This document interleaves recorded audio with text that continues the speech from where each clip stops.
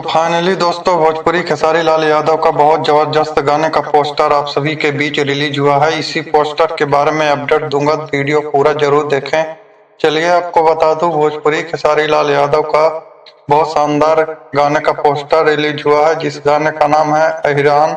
इस गाने को लिखे हैं आशुतोष तिवारी और इस गाने में म्यूजिक दिए हैं। इस गाने में म्यूजिक पोस्टर में लिखा गया है सुर म्यूजिक, जो कि बहुत शानदार है। भोजपुरी दर्शकों को यह गाना पसंद आने वाला है।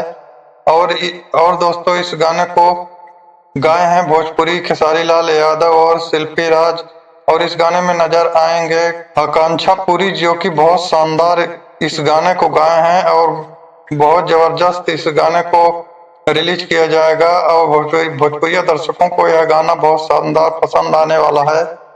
और दोस्तों यह गाना होने वाला है अग्नि परीक्षा का, जो कि आप लोग पोस्टर में देख सकते हैं। बहुत शानदार इस पोस्टर को बनाया गया है और इस गाने को रिलीज किया जाएगा सुर म्यूजिक के यूट्यूब चैनल पर। जाकर सुनिएगा, 2 या 3 दिन के अंदर में इस गाने को रिलीज किया जाएगा, क्योंकि इस गाने के पोस्टर पर टाइम डेट नहीं बताया गया है।